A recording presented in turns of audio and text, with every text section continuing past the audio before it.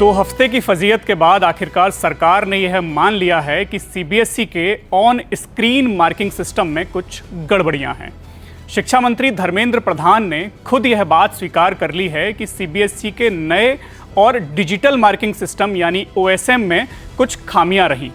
System की तकनीकी गड़बड़ियों और मूल्यांकन में विसंगतियों को लेकर शिक्षा मंत्री धर्मेंद्र प्रधान ने गुरुवार को सीबीएसई के वरिष्ठ अधिकारियों के साथ बैठक की और उसके बाद यह माना कि चूक तो हुई है।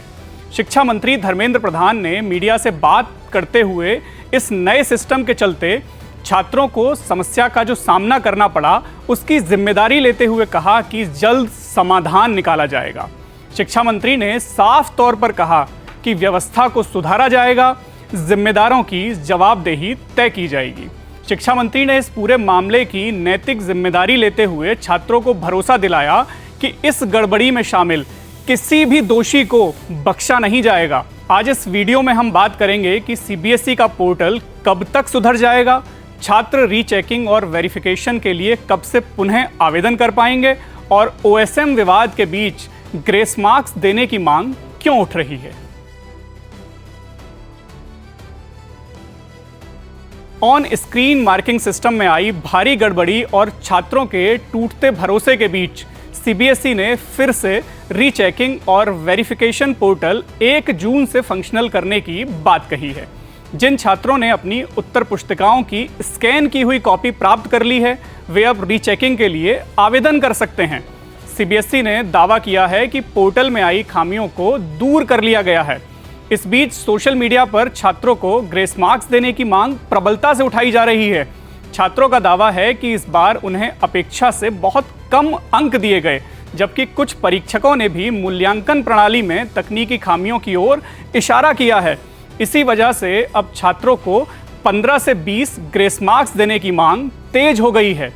कई परीक्षकों ने नाम न चलाने की शर्त पर जानकारी दी कि कॉपियां जांचते वक्त सीबीएसई का ओएसएम सिस्टम कई बार हैंग हो रहा था, उत्तर पुस्तिकाओं के पेज ठीक से नहीं खुल रहे थे और कई बार उत्तर अधूरे दिखाई दे रहे थे।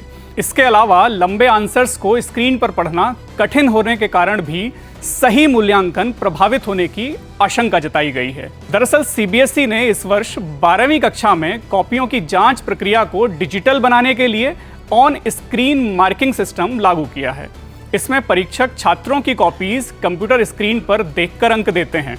इसका उद्देश्य पारदर्शिता को बढ़ाना और मूल्यांकन को तेज करना था, लेकिन इस बार कई समस्याएं सामने आ गईं। इस पूरे विवाद के बीच अब 15 से 20 ग्रेस मार्क्स देने की मांग उठ रही है। ग्रेस मार्क्स वे अतिरिक्त अंक होते हैं जो बोर्ड विशेष परिस्थितियों में छात्रों को राहत देने के लिए देता है। यानी अगर प्रश्न पत्र कठिन हो, प्रश्न गलत हो, परीक्षा या मूल्यांकन प्रक्रिया में तकनीकी गड़बड़ी हो जाए या बड़ी संख्या में छात्रों के प्रभावित होने की आशंका हो, तब ये ग्रेस मार्क्स दिए जाते हैं। इस बार करीब 18 लाख छात्रों ने सीबीएसई 12वीं की परीक्षा में हिस्सा लिया था। इन छात्रों की 98 लाख उत्तर पुस्तिकाओं के करीब 40 करोड़ पेज ओएसएम के तहत स्कैन किए गए। शिक्षा मंत्री धर्मेंद्र प्रधान ने इस बात को माना है कि पहली बार यह मूल्यांकन प्रणाली लागू की गई और 40 करोड़ पेज स्कैन करने में गड़बड़ी संभव है। अब सवाल है कि क्या ग्रेस मार्क्स देकर बच्चों का भविष्य बचाया जा सकता है। दरअसल इसे लेकर विशेषज्ञों की राय 2 हिस्सों में बटी है। एक पक्ष का मानना है कि यदि मूल्यांकन प्रक्रिया में तकनीकी खामियां थीं और लाखों छात्रों के अंक प्रभावित हुए हैं तो ग्रेस मार्क्स दिए जाने चाहिए। इससे छात्रों का भविष्य और 1 साल बचाया जा सकता है, उनका मानसिक तनाव कम किया जा सकता है और बोर्ड के खिलाफ जो बढ़ता आक्रोश है उसे भी शांत किया जा सकता है। दूसरी ओर जानकारों का यह भी कहना है कि सभी छात्रों को समान रूप से 15 से 20 अंक देना निष्पक्ष नहीं होगा, क्योंकि इससे मेरिट प्रभावित हो सकती है और उन छात्रों के साथ अन्याय हो सकता है जिन्होंने वास्तव में बेहतर प्रदर्शन किया था। उनकी राय में बोर्ड को पहले शिकायतों की विस्तृत जांच करनी चाहिए और आवश्यकता पड़ने पर केवल प्रभावित छात्रों को ही ग्रेस मार्क्स देकर राहत देनी चाहिए। बता दें कि सीबीएसई के रीचेकिंग प्रोसेस को लेकर शिकायतों का अंबार लग चुका है। एक के बाद एक नया विवाद इससे लेकर सामने आ रहा है। सर्वर डाउन, पेमेंट फेल्ड, धुंधली कॉपियां, आंसर शीट्स की हेराफेरी और सप्लीमेंट्री आंसर शीट गायब होने के बाद OSM सिस्टम के हैक होने तक का दावा किया जा चुका है। शिक्षा मंत्रालय इस पूरे मामले की जांच में जुटा है। IIT मद्रास और IIT कानपुर की टीमें खामियों को दूर करने में लगी हैं। अब CBSE ने दावा किया है कि रीचेकिंग और वेरिफिकेशन पोर्टल की सभी खामियों को दूर किया जा रहा है और 1 जून से यह पोर्टल पुनः चालू कर दिया जाएगा। दरअसल यह विवाद केवल अंकों का नहीं बल्कि छात्रों के भविष्य और परीक्षा प्रणाली की विश्वसनीयता का मुद्दा बन चुका है। यदि CBSE ने समय रहते पारदर्शी तरीके से समाधान नहीं निकाला तो लाखों छात्रों और पेरेंट्स का भरोसा कमजोर हो सकता है। ऐसे में ग्रेस मार्क्स, पुनर्मूल्यांकन या विशेष मॉडरेशन जैसे विकल्प इस विवाद को शांत करने में अहम भूमिका निभा सकते हैं।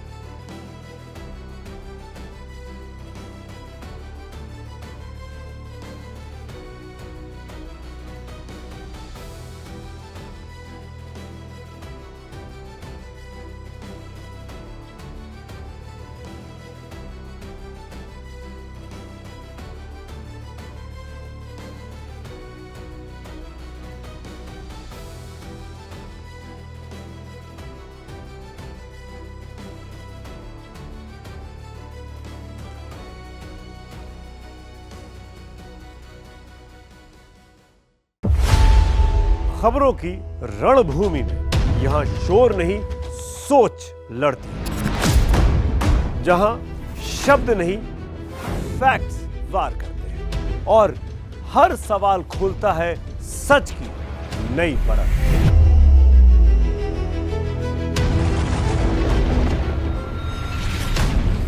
चक्रव्यूह आपके अपने सुमित अवस्थी के साथ सोमवार से शुक्रवार शाम 6:57 पर टाइम्स नाउ नव भारत पर।